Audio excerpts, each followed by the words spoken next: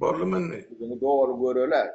Takalınam fiiripsin kalmırat ne 30-40 yaşa yaş. ay oysa. Takalgayan fiirlerine bir kun bolly sen şunu görüpsün tapara. Bağışla biraz bokurdum kan. Bogdal bilmem. Men yanıma gelsen becerirdim bokurduğum. Ölünüyor. Arada söyle çıkmak bolana oturan yerine sunuyor tapara. Bolya. Sağlık kuruluk mu salamu aleyküm vatandaşlar salamu aleyküm tapara. Salam Almurat. Salam. Nenen ödünüz ne diyor? Koronavirüs öyle. Ay koronavirüs bizim ovamızda yok. Bizden demedi ya biraz fiiliye mi bilmedim. Bizim yerler soğurak belki şonun için vardır da bilemem. Size o yılrak olmam mümkün. Ne taytı mayılrak kova. Onun ne mesela paralı soğuruklar katı kan yurdun içinden daşından yaşlar ol bir ne Berdi Muhammed ol çerce varmalı at sapışı kaçmalı de öyle onun kunlar görününe ol halk batayda iyice onu ilati peten meydanı çıkarıptır polis deydi organ işyerler deydi. Öyn aylanıp mağazaların ahiretini yapıptırlar şahsı dukarlar açmalılar lipemmezilmen emedil hatalıptırlar şuurları işlemeller. Evet. Ne vardı şuraya geldi. Başka da kan yurdun içinde bolyan yağdaylar yaşlar halkın yağday berliyan toruğla katı kan gelecek barada ne etmeli ne edip etmeli kimle etmeli.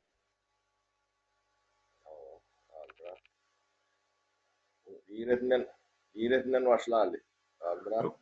Gözel govunun yaşlı neysen neysen be tayyar. Bana da deme yazıyalar şu karılar şikayet ediyor men katrak diyen olmağa çeveli. Sana mı? Owo şu yankı sakallar. Owo. Ben sakalınızdan saçına ağınam tiyilecek. Owo başımın üstünde yeriniz var oluyor. Olur yalak yere may koymadınız. Yaşlılar. Yani işinize düşündüğünüz o Floryalak da şikayet etmezdiniz elbette. Sebebi uzun veriyorlar, bir tane oğlunun can etiye yaşlılar, bu lafları bilgen olmalı. O yaşlılar diye yetteki sağada diye taklayalar diye. Kulak tayinleri, son bağırları, yeni vörü, zaten yaşın bir çene varan son, bir sağattan son o kendi oturup kolunu o teyarete beline belli hem becesini pampert paylap otur diyorlar diye de. Onun arasında euro vardı, o adır davlenirdi, o adır yeni vurgadı, o adır o yetek saat diyen zat yaşın bir çene varan son ağzat dev olmağa çemeli, ülyen ihtiyana ma diye de. Cumhuriyetler yönü yaşlılar o sırtında pampersli yetteki sağda oturup 25 yıl ne 3 netili koydurmaya kömür ettiniz. Ne son günahını televizyon bir haftalığına oyun o çok yankı götü pampersli kahramanlar dedi. Türklerin hamir mayasını yok etmeyle ulu koşan koştunuz. O kahramanlarca bir yöne sırtınız pampersli. Onun fiilleri bir etne oturtursun. Size olan yaşlılara olan formatı fiilleri. Son yerini bilen olduğunuz aydın. Sizin yetiştiren artık çoğulukluğunu size ne alet ediyor. Olur yalak Mehmet'e katı kendi altta. Yönü içinde bu da atları düşünenem ken Marin çıkalıp kalkoz vardı. Adı belli. Onu atağa deyip bir yaşlıları vardı. Birinci şu yaşlılar tabi etme gelenler o ay oturup gidiyor. Onun tuğun kodunu bir pullu kaloş doğun. Bunu telpek alıp öğrettiler. Tabii öğüne gelip diye sonra aylap zınya diye de. O yaşlılar tabii ettiler, o şeytanlar tabii et. Adamlar tam tutturuyor diye. İpte sonundan beri bir de nok diye de. Yani yaşlıların içinde beylik bilen ama bunun ediyen nemesinin günahı katı ağır. Yani iki tane kol deme beyniniz öyle ziraat ağacından sizin demeniz yaşlıların nemesi günahı hat ağır da. Koluna kellesi neme öğeleri kuracak. Vatan şuğuna getirdiler, halkam şuğuna getirdiler de. Ne son günahı yaşlılar sizin boynunuzu yapıyor. O dünya bu dünya sizi göz çağlarınız artıklarınız çoğulukluğuna maçlamıyor. Yalan sözlerinin ulan bu da atları geç yani emet görün da at derler. Halkam tamtık değil bu da atları görüyor, düşünüyor. Yani ben katıra aydanın demesinin esası düğününe şu yatıyor. Onu herkim gözü baka versin. O Suriye'nin olduğunuz katı yerde oturun. Yani şu halkın önünde günahınız şu iki sanat demeden yani prezidentlerden ağır olmasa yenillerler. Sizi sırtı pampesir kahraman diyeceğim gelişmendir onu. Nereden düğün kaydanımın üstüne şundan boş oyun al bırak. Doğru sapar. Çağalaram şunna alak diye de yaş olanda da yetteki saatlap bulunga birinciden korkusu var. Onları kontrolden geçirmeli. O bir yer çayın içine saran son çıkarmalı değil. Roturdan sonra tuzdurmalı değil. O adam seviyeli demeleri var abi. Tuvalete gitmeli. Beylek demeleri var. Şoları da paylaşıp veriyorlar diye de. Doğrudur sapar ağa. Sebep men pikir bilen alaşan bana da ulkan bir topar yerde aydıllı şolaryň şeylerdim. Bir pikir edip görün näçe adam zalyň içinde otur. O köşkün içinde olara girip çıkara hajatxana da yok şonça. Bar bol 3-4 sanagy bardy. Olar onu her bir girip çıkacak bolsa ýene 10 sagat nawat bolmar. Şoň üçin pampers giydirilýän hakyky hemmesini. O garrysy ýaşýar. Ol ikinciden ondan şol yaşlılara bir derman tabletka bir zaten beriya deydiler de şol erkilip oturan şondan olmagy şey. Men bilemem. Näme derman beriyalar bular şol özüni şol şey boşa alıp barmak üçin ýa bir dünýäň adamsy dälýär gözlerine seredende nur görnen agar. Hakykatdan şeýle sapara zombi. Onun nanzakkan bilen edýän zatlar. Şol üçin näçe sagat, 6-8 sagat ol bolýa täret etmesen biler. Iýiçmesen biler. Ýöne şol bir şeýtir oturmagy 2 minut kanaga dedim de her 5 minutdan beden gymyladyp oturmasam ýa damarlam çekip dursa para. Olar näde oturýar şunça sagatlar. Kahramanlar oturýar, Almurat, kahramanlar. Mümkin. Başlam. Tenem iskuryan, bir jada daýdan şutaýdy. Şun ýeme dandan gürlende damagym galyp durdy da. Ondan bir näme ady Alina Avezova diýip bir ýylyş doganmy ýazypdyr.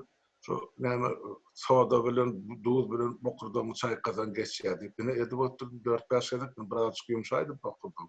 Taňry ýalkasyn aýdan reseptiniz üçin. Ya bor Almurat ya dudu suwa çaykar ya da başka da sular var ya. Yok. Yok, şu dudu suw bilen ýeme şu pişiwoy soda gatygy ukamaga şumalyn biraz sesim açyldy ýogsa bogurup durdy ýa-ni bir saat. Bor Almurat ondan o taýda ýene de bir topar ýagdaýlar bar da ene görýän sen ýaşlylar barda diýip men öz ýanky ve sahipamdaky ýazýan adamlar barada çykyş edip otyň, aýdyp otyň biraz işim ýeňletmek üçin. Olar pikir edipdirler de men şol ýazýan zadyny okamak, dinlemek beýle däl saparagy. Men hemme gün okuyan şu zatlaryň soň jemläp umumy jogap berýän, hersine ýeke-ýekeden jogap berjek bolsam, wagtym ýetjekler. Men şoňa diýip aýdýan, bir käşke koronavirus bolmasa, öýde 2-2 kömekçi men bolaýan ýagdaýyny onu biler. Şuň gotordy meni. Telegramda akyrra şuna geldi. Öňküler yaptım. WhatsApp'ta akırarım dünkü infere duvatın yana bir önünde bir 100-150 tane soru var. Hem mecini okuyan, ahire gelen hiç hatıdığıma öne sorulara vaktimin borluğundan cevap veriyorum. Bir günün içinde, 3 günün içinde. Haçan o kap yetişemdi. Adamla pikir ediyor, yazın vakti ben cevap vermeli mikam derdi. O beyliklerle katikanla geliyen soru. Ta olsun yazıyarlar için öğren minnettar. Şu yazılayan zatlar için ikimizin yigdeli oturanlar. Şu yaşlar bilen, şolong iyidine yerjek bol. Şolong yanına durjak bol. Ben o zatlara begenýän yüregimden yaştan aýr. Ýöne ýetişip bilemek sorun düşünürjek boldum da bana. Almurat, benim demetdim bol şu kellemde de sen öňürtdüň bolmasa Almurat aga käýe diýişdirenlerim bar aralarynda. Şöyle mi? Yok, ya var. Yaşıl hakkın var. Näme diýsem. Boyun. Ben dedim, bu diýpem yok, alınjak ladym yok elimden käýäp bilen dedim. Ben sakal biýret dedim. Almurat. Men şu ýigitler, näme ýaşlar 30-40 ýylmyzyňdym 3-4 aýyň içinde, näme 45 ýaşly ýalar, şolardan galmajak bolup mene dyrdaşan Almurat. Hem meselelerini okuyan, ýöne üýşürip jogap bersen, näme bolýar adam her birine jogap berip, meňde soru bolarym käçinde. Doğru. O jaňa diýerler gurulşýar, o wagt begenýän hakykatdan 30-40 ýaşymyzyňdym Almurat. Doğrudur. Daşarda görüşe çykyp bermeli boldum. Nesip bolsa, nesip bolsa. Näçin ýok. Ýokma. Düğün gidip ağaç kestim tokoyun içinde. Ve sonra Ağaç diýen ýylgy näl o düşünür o 20 metr beýiklikde ağaçlar. 100 yaşlı, 70 yaşlı soğuk ağaçları. Ben 90 yaşlı komşum var. Awa. Şoň bilen bile gidiýär. Doğru. Tokoyun içinde. 90 yaşlı adam laf ýör. Sen şikayet edýän, ýaňyr 20 ýaşady, Almurat. Yok, ben şikayet edemem. Geçen günden beri bakırdık, koyuvermem, bilemek nämesinden. Doktora da gidip bolanak, doktorum kabul edenak. Bir analizat tavşıraýyn için, olam yok. Mal kabul edenaklar işte. Şoň üçin öýde ýana hani şular ýalyk adamyň berýän şol resepti teklibi bilen narodna medisina bejerýär bolsa. Doğrudur. Yo yaşlar o komentaryalar da atlar biz için bildiğin yalak Almurat. Yani motorunu bildiğin uylun yalak. Özüm 95 mi ekstrem özüm. O yaşlar bizi oturtman. O bu atlara yani siz bilen entek yarışıp bilecek nemede.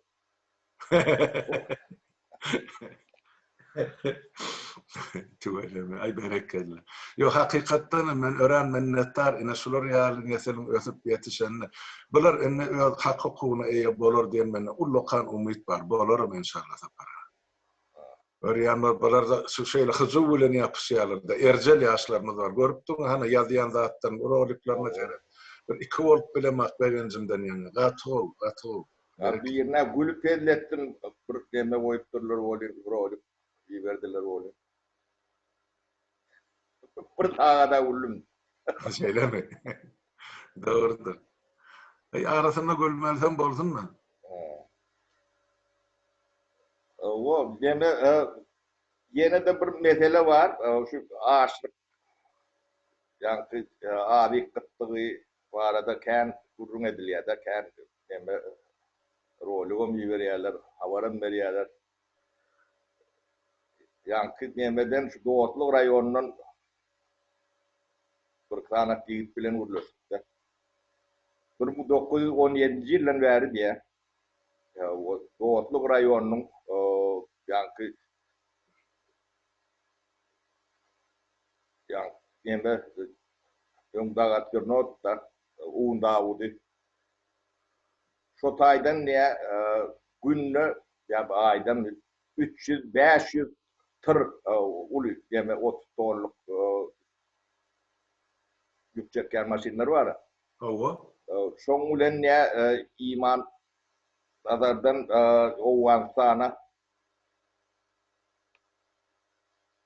günde neme çekerler diye de buğday owan sana. Ana şonun verem diye devam ediyor diye de her yıl. O neme de dayganlara da ekendikene haklarını almaya vurgu diye de. Doğru. Bular eylek valuta satyan olmalı. Hakiki. O valutana mine daşarda hem mecedine daşarı çıkarayan hakikaten. Pullarının bağırtını. Şu valuta yankı geçen harit oldu. Şular daşını veriyorlar, pullarını ödüler alıyorlar da. Valutasını. Onu Türkmenlere de kağıt. Yankı peçat eden kağıtını. Onun vaktini verip bilen okur da. Olam amanattur, zaloktur, beyleki devletlerde, bergilerin hesabını. Şeyledir, yankı paktasam şol, beyleklem şol, başka da şu valuta ne hemeti geçen oldu. Daşına çıkıya pulu şol orada. Yine öyle katı ululu yatırımlar yapıyorlar daşarı yurtta. Türkmen'in işini tamamladınız, o becerdiniz, gular ettiniz, yani investisyonu daşarı yurtta yapıyorlar da. Yine Türkiye'de bir firma, yine o firma beyle kucu London'da. Yine ertevirun onun informatörlerin bağırını elimizde koyuyor. Yani o mümde biri. Yani bulun anırları öyle hem valuta, Türkmenistan'a gelen valutan hem de banka verilerine daşına çıkarıyorlar. Devlet yok onda. O kefelledi, ölü, nimetli değil, nemede de bulun öğünleri açıp başlattırlar da. Tam orasında saklan olunur. Telefon edip aydı ya. Bir de hem Mehmet'i diye bir tabak nemeden Mehmet görmedi arasında diye ne şuları saklat bilen adamların bağ diye. Bulun yurdun içi bilen demeleri yok. O kuruluşlarım ve diğer kuruluşlarım hemmesi şöyle demez. Yani atmıvan yap, pul atmıvan diyorlar. Bulun gidecek yerleri yok. Halmurat bulun öğre irde de bulundan çekip çıkarır. O pulların bir yerine getirirler. Şimdi dünya oluyor, kutiyalak değildir. Onunla bu kors neymedir, eyder, beyder. O da atlar geçmez ne öyle yaş oğlanlar gelin kıyılar yem şu iyiliğine düştüler de. Öyle köp daha bir yem ellerine geçiren nemeleri vardı. Bunlar onun o tayda yani pampersli yaşlıları oturdum da neme propaganda yapıyorlar. Billboard. Göz boyalar beydip o tayda da demeni aktarıp oturuyorlar. Şimdi yankı devlet topluluk komitesi diye bir komitet var da. Yani büyün bir şu firmadan adı bilen koyduk. Rolü koyuldu da. Adresi var, nemesi var. Şeyden ikinci yıl doğulan yeğenleri şolor yalak servete baylığa eye olup bilir mi? Ne doğru o da. Siz kimden, nereden oğru ödüleyen yollaş, yani KGB'çiler ya da hukuk koruyançılar siz aşağınızdaki adı görüyorsunuz mu? Ayağınız aşağınızda. Ya ilçhana, ne Angliya'da şunun giden skemaları var. Kulak muvat etmek için. Öyle şu ilçhanada şu katlaşıyor. O ilçhanada onu katlaşmak mümkün değil. Yani bunların berde yankı kötü pampertli bir sarak karrını o yetteki saat demedi bu lokanda Allah çabuk çaldırıp o propagandası yapıyor bu taraflara aktı. Gece günü. Gece gündüz. Halkam çöröksüz, nemesiz, olmasa buğday ekiliyor. Hani o buğday? Hani gidiyor, şu valuta satılayan neyem oldu? Taşına gidiyor da. Hakiki. Men aýdýan ştaýda tapara. Hı. Şol aýdýanyz da ene ýandandan gelen şol gije geldi sagat 2-lerde şu habar alymyň uky harap. Ýemede Marin Wekil bazaryna şol kolhoz birleşigine adamlar eýem ýere zat tapman it soýalar diýär, it ýýärler.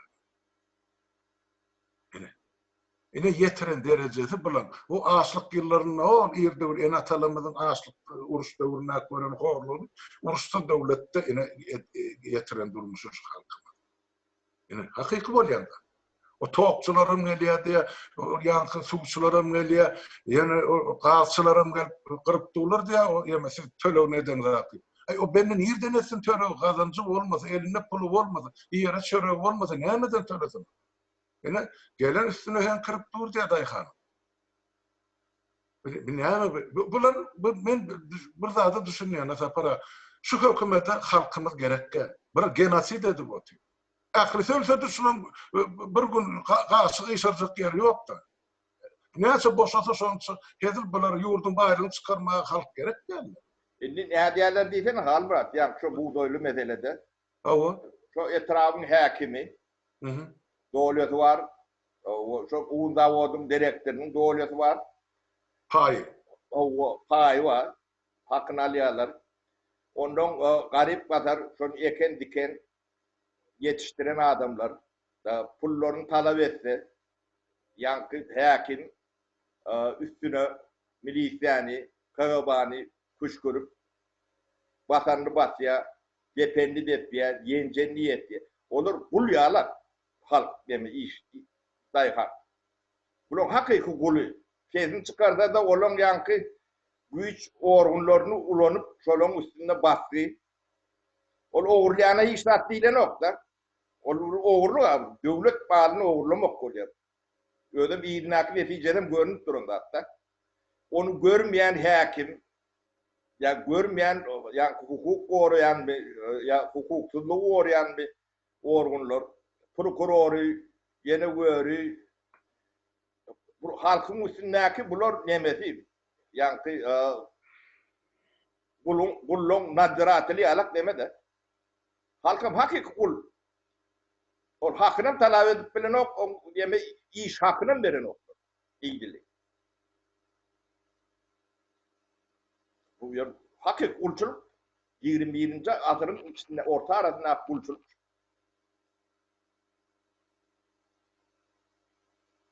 O adamlar telefon etti deyip zırraldık demedik, basıp korkudup demedik böyle. Sen o devletin yardını fiilarak çekip dururlar adasını. Şonu görmeyen sen o dayıhanın telefonuna ulaştı deyip o hukuk kanun vazı deyip demediğiniz de. Bu taydana yüzler masin, o gözünü görünmeyecek adam değiller. Bir inge oldu ya, düğüne sal boğurlunayan oldu. Öyle açık. O sergeden var. Ne tamojnatan var o. He? O KGB'den var, prokurorum var, milisiyeden var, hakimim var. Halk sayılarını deyip saylap oturduk koyunlar. Bu devlet değil, bu yani, mafya da değil bir şey o. Bu halkın memesi sizi tutar. O dünya bu dünya size deme yoktur. Ben gururun veriyorlar o yönü katı gelin oraya. Beyle de boğum diye. O bir de burada atlayacak oluyorlar bunlar. O eylemişim, beylemişim. Yapara bilirdi. Ben aydan istadım bir çesekun. İkimide dakıp bilen yemesine yarlıklarını daktılar. İkimiden terörist, Näme ol bir yaşları oda sokýas, ay näme diýäs, olan cezasy ol, owadan nepe näme görlähet. Özleriniň edýän jenaýatynyň habary ýok. Bizim üstümiz oklap otyrar poku bilen. Aýdy berse para. Ne?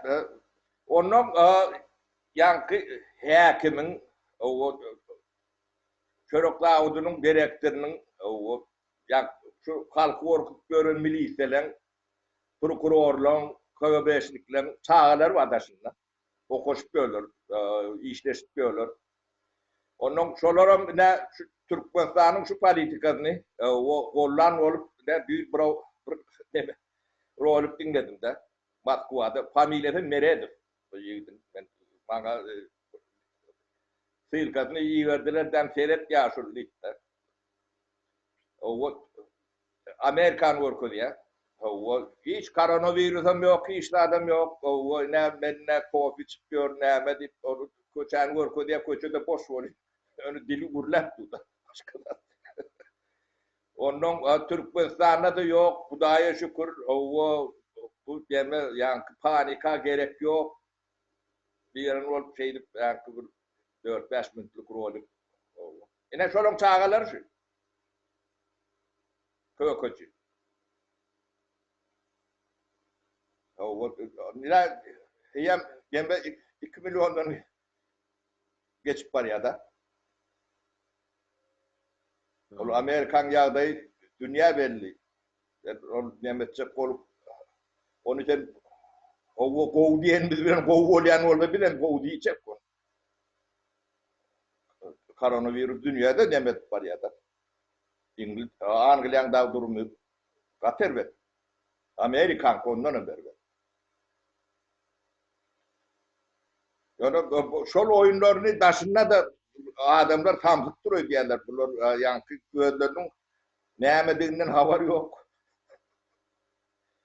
O içinde şu götü pampersli yaşırlığın çağaların bolmamış bir artık çoğuluğu. Hakiki. Yani bizim sırtı pampersli kahramanlarımız çok yaşırlığımız bizim. Yani heykel dikmeli orada heykel dikinler. Yani şu politika bilen gitmeli orada ol Murat näme şu köçen adını nakıp görenleri muallibi. Murat Garif mi? O köçeleri adını nakıp bir şarlatan. Ben kovtan yana onu. Tüy şarlatanın bir gepinle doğruda çıkan yeri olanlardır hiç vardı. Apteklan başlığım oluyor dövründe. Ay näme bolanam bolsa ben o demelerinden tanıyan ol adam. Bir yerde. O gelip sırtına girip ağzında çıkıp gidecek adamlar da öyle. Onu bir diyalakın yanına 5 minuttan kan durup bilen adam değiller. Doğru. Ne şoňa köçelüň adyn nakkalar şolur ýa-da. Ne şu pampersli oturan ya ne şu duruşuna gitse pampersli oturan ýaşurlyň köpüsiniň adyny şu köçelere takarlar. Kahraman, Türkmen kahramanlar şolur. Halkyň beýnisin beýdip çaýkap bolar. Ne täze döwür gelýär halmırat. Ne biz onu saklap bilecek manamız yok. Hiç kimse saklap bilecek manası yok. Türkmen'in sembolü. Şu yalandan akıllı olma, yalandan iş ediyen olma, sodatları ortadan kalkmalı. Doğru. Kim näme bolsa şo bolar. Yalandan iş ettim diýen bilmersin. Hemme de atasan var. Ya şol yankı pamperslerin şu ideologiýany bayda edip görendüm o döwrü bitti, utordu. Ol yankı ben o diýişde oturum. Şolar ýalakyň nemedi duruşuna utordu. Ne şu koronavirusdan soň bu täze ere başlany ýalaky ere başlar. Yok hakiki. Dünýäň cemiyetinde, dünýede başlar.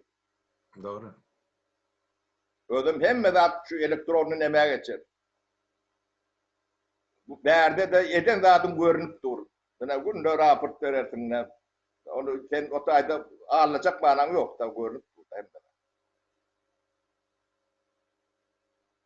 Şeyler hep var Almırat. Son etcek yaşlarmadan var da hem mezadı sol yani elektron görünüşte, sifravi görünüşte, internetin üstü bilen ähli dolanırşı yolu koyup bilecek yaşlarımız var. Ähli Pudoğunu, Türkmenistan'ı. Şan inni ol bir kolxozun üstüne çekadan kamesi uğradıp yerine bağırıp ola çıkaracak neticesine qaramak gerekler. İnternette çözülüyor hemen hatta. O şu 7 arka yani 7 arka diýme bir zatlar var bulun. O Men wakam ýasynda onu 3 arkadını bir 7 getirdim. inni yankı bir zat var da. De aşawadan köp yeri Näçe kullukan öwle bardy. O sorata diýdi, neme diýdi, o prezident köşkünün bir gapdaly mazarlykdy da. Hakyky bilýän. Bizim çağalygymyzda bilýän demämiz. Bir topor mikroraýonyň aşagydyr. Ýa 11-9 mikroraýonyň töwerinde bar. Edip Ýarmyrkan gapdalynda 4-nji mikroraýonyň şu wagtky tipografiýa bar. Dana şok demesiň aşagynda. Ine Yedarkada 3 arka adamlar şu taýda ýatyr. O üstünde köş kurup gözüň oýnap otyrdyň. Tam bedýän. Taýs çalýan. Şu zatlary düşünüp bilýänmi? Ne şulary gatly aýrym diýsen, kategoriýalarda gödök diýdim diýdi. Şu zatlary düşünmeýän adam ýanky haýwandan näme tapawudy bar? Almırat. Yok hayvanın böyle çağrısına beytip darana, bulan böyle halkına daraşıyor. Ben Pribaltika'da da demmeti. Şvedler hem jurnalıktır. Övleleri parka giren yalak. Yankı Litva'da yılla 2 gün dinç günü verildi. Yaz bir onum kış bir kışa olay. Ähli Litva övlelerde yankı pazarlara terediýärler, gulyak diýerler, aratdalýarlar. Neme diýerler, şolar ýalar. Döwlet resmi deme bayramagyny adap edilýär. Dinç günü, bayramagyny derler, dinç günü. Şolong bar di haýhy döwürlerden gelen demeler bar da övleler. Doğru. Bizimki tarihini yönü üstüne traktör sürdürüp üstünde köş kurup onun yine de Türkmen olup oturuyor da. Yankı nemesinin üstüne, sünkünün üstüne, geçen netilin sünkünün üstüne köş kurup onun 7 arkanı yankı yerde cahilinden nizadından soruyalık punktu var diye de. Hani sen ayağın aşağına zaylanır. O köşkün aşağına değil mi? Bular nadanlığın ağır başı. Yani orta urpen derler. Almırat ne şeylere. Şunun için sen tek karamağa hakkın yok. O yaşlar kıssan Almırat'ı köprek nemedi köprek doğuran. Sağ ol Zafer. Ay dikeler bolmasa bahane edip böyle bokurduğum ağrıya, demem ağrıya. O da atlara ruhsat vermem. Bir tutun, o sıpçak yeri yoktur. Tamam. Beni hevle diye. Almırat. Ben entek bu yaşlar bilen çapışardım ben. Berekellah, gayret et. Gayret et Zafer. Kıstansın bir kızanak sekreter alın. Oğlum ente koronavirüs ayrıldı.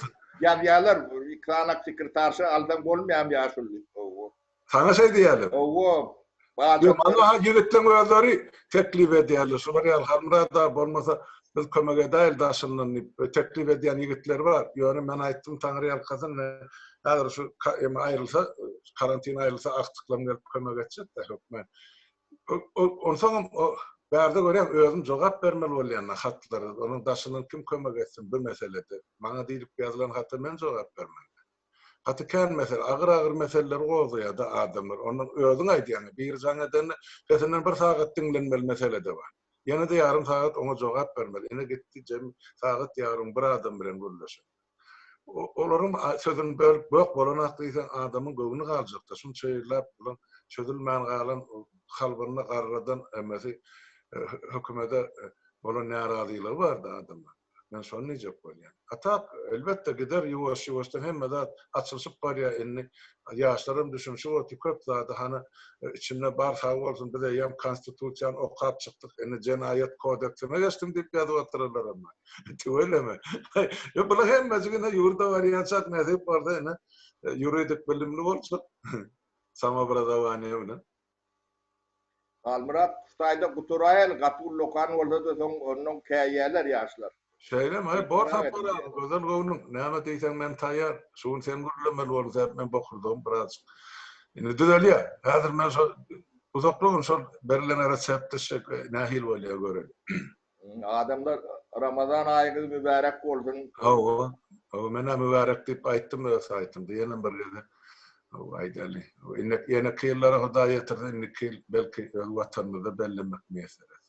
Bu pampertli garlardan hem diner demez arkayın olun. Bolya Almurat onda sağ ol. Senem sağ ol para adamla sağ otur.